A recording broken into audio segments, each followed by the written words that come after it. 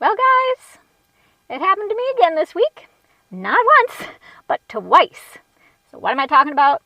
I had some proposals on a nonfiction book rejected.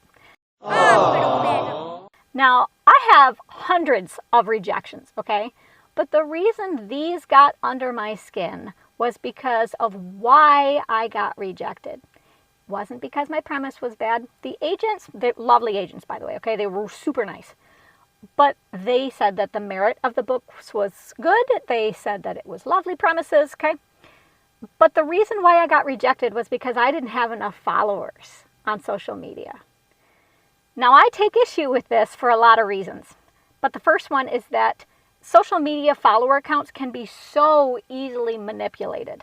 We all know that there are individuals and companies out there that will sell you followers, okay? So to me, it's not a very good judgment of whether or not somebody actually is active and has authority, okay? Secondly, the platform is not necessarily a good measure of overall reach.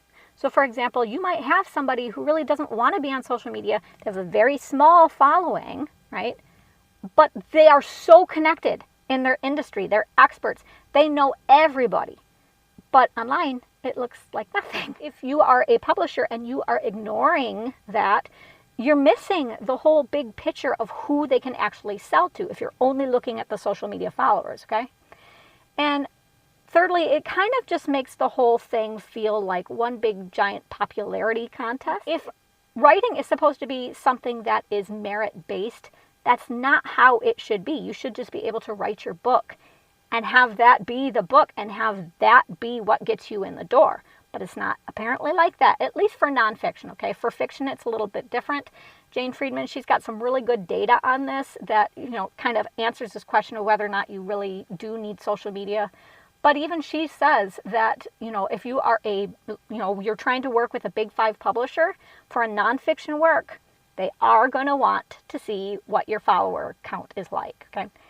The last issue that I have is that it really puts debut nonfiction authors who don't have a lot of money in a bind.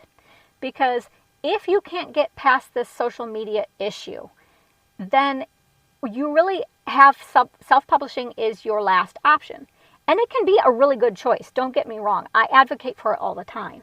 But if you don't have a lot of money to pay for things like your self-marketing, your cover design, and all of those things, then what are you going to do, right? So then it becomes an economic issue and a class issue because you end up having poorer authors who can't afford things stuck not publishing just because they don't have a lot of social media followers, which I think is ridiculous, okay? So anytime that becomes a class issue, I take real issue with it. And all I am asking is that as we look at what the industry is becoming, we really have to make some hard choices about what we're going to advocate for and stand for. And as writers, we need to have a voice about this, okay? We need to say, we need to be able to have a choice of whether or not we have a social media following or not, whether we want to be online or not, because not everybody does. I know I'm way more introverted. I'm kind of torn on it because it takes so much time to have social media platforms.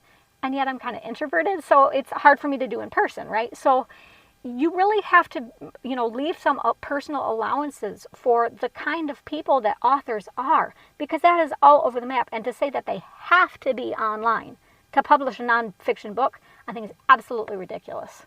So let me know in the comments what you think about all this. I'll let you know what I hear too. Take care.